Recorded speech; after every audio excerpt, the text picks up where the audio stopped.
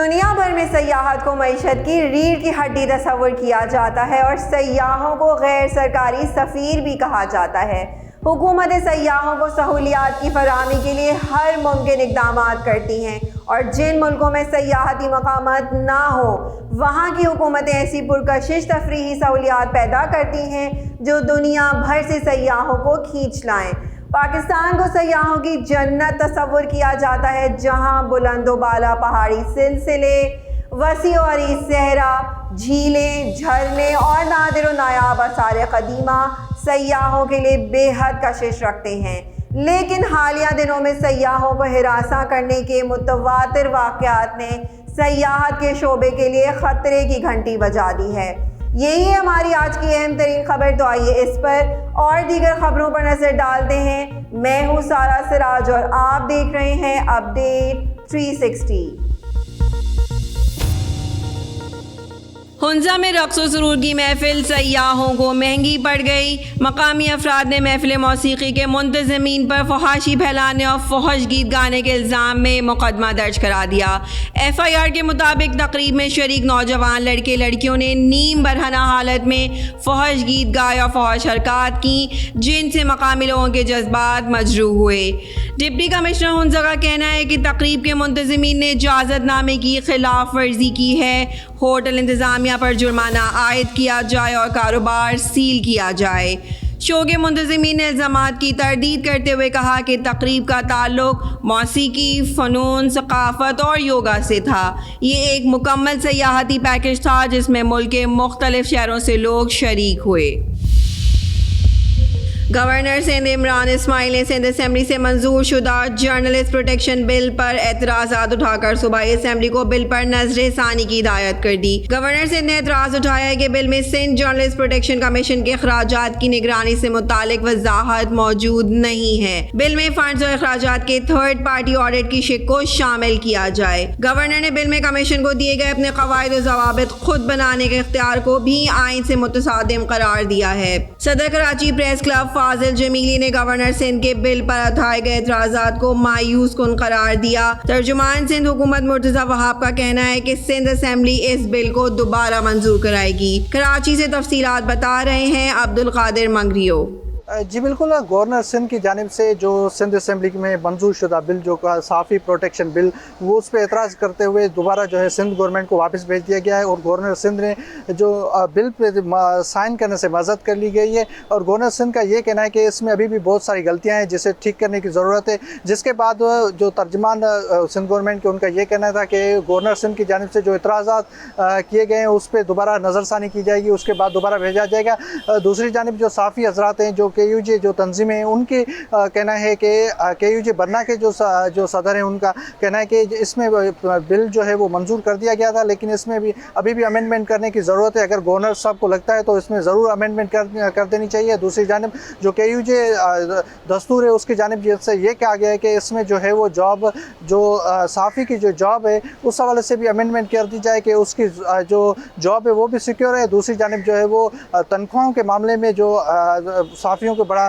مسائل پیش آ رہے ہیں اس پہ بھی اس بل میں جو ہے وہ امینڈمنٹ کی جائے، پھر دوبارہ جو ہے وہ بھیجا جائے۔ جی، ترکی کے مقبول ترین ڈرامہ سیریل ارطغرل میں حلیمہ سلطان کے کردار سے شہرت کی بلندیوں کو چھونے والی اداکارہ اسراء بلقیس نے پھر پاکستانی مداحوں کو ناراض کر دیا۔ پاکستانیوں کو حلیمہ بھابی کی ترک میگزین کے سروق پر نیم برہنہ تصویر ایک آنکھ نہیں بھائی۔ کسی نے اداکارہ کی تصویر کو انتہائی گھٹیا قرار دیا تو کسی نے پنجابی میں تبصرہ کیا، نہ حلیمہ نہ انج نہ کر۔ ایک صاحب نے تو اسراء کو دوپٹہ لینے کا مشورہ بھی دے ڈالا۔ ایک صاحب سعد الدین کوپیک کے انداز میں حلیمہ کے نام کی آہیں بھرتے رہ گئے۔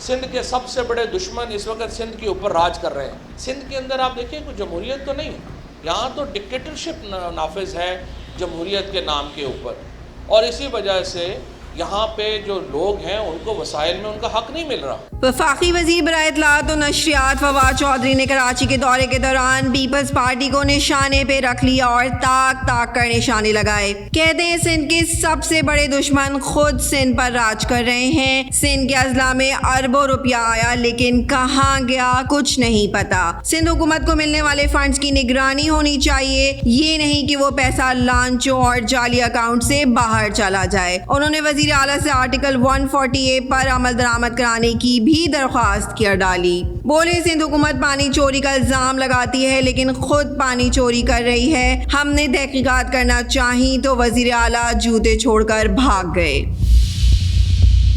सियाने कहते हैं नकल के लिए भी अकल की ज़रूरत है, लेकिन सोशल मीडिया ने ऐसे बेअक्लों की पूरी खेप तैयार कर दी है जो कुछ भी सोचे समझे बगैर दूसरों की तहरीर छाप देते हैं और फिर सिपकी उठाते फिरते हैं। ऐसा ही कुछ गुज़िश्ता रोज़ मुस्लिम लीग नून के रहनुमा आबिद शेर अली के साथ भी हुआ, जिन्होंने फादर्स डे के हवाले से अपने वालिद की तस्वीर के साथ एक ट्वीट की जिसे पढ़कर सार्फीन सर पीट कर रह गए। लीगी रहनुमा की शेयर करदा तहरीर वाज़े तौर पर किसी खातून की मालूम होती थी। आबिद शेर अली को भी जल्द ही अपनी चोरी पकड़े जाने का एहसास हो गया, जिस पर उन्होंने अपना ट्वीट डिलीट कर दिया। लेकिन जल्दी ये हकीकत सामने आ गई कि आबिद शेर अली ने अपने वालिद को खराज अकीदत पेश करने के लिए एंकर पर्सन शिफा यूसुफजई की तहरीर नकल की थी।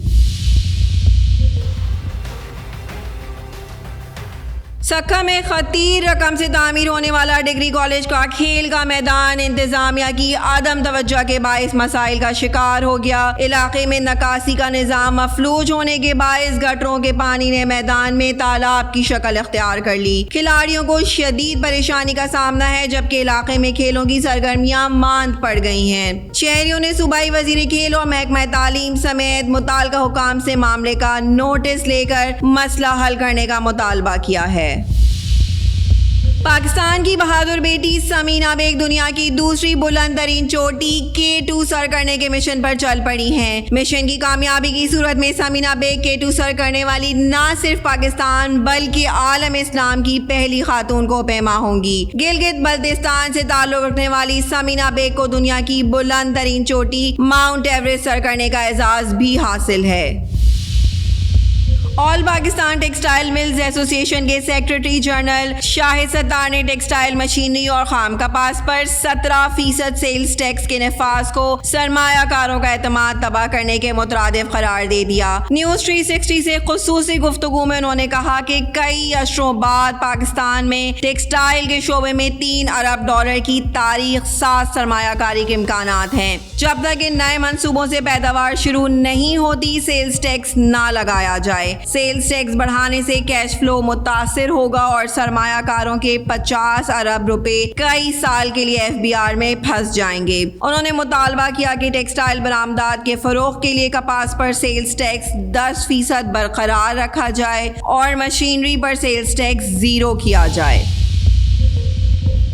कोरोना वबा का जोर टूटने पर माशी शोबे ने सुख का सांस लिया है। दुनिया भर में हुकूमतें अपनी मईशतों की बहाली के लिए कारोबारी शोबे को टैक्सों में छूट समेत हर मुमकिन सहूलत फराहम कर रही हैं। ऐसे में पाकिस्तानी मईशत के अहम तरीन सुतून टेक्सटाइल सेक्टर की जानिब से हुकूमती फैसलों पर तहफ़्फ़ुज़ात का इज़हार तशवीशनाक है। माशी माहिरीन का कहना है कि टेक्सटाइल की दरामदी मशीनरी और खाम माल पर सेल्स टैक्स में यकदम 7% इजाफा कोरोना से बहाल होते शोबे पर मनफी असरात मुरतब करेगा। हुकूमत को टेक्सटाइल सेक्टर के जायज़ मुतालबात को तस्लीम करना चाहिए।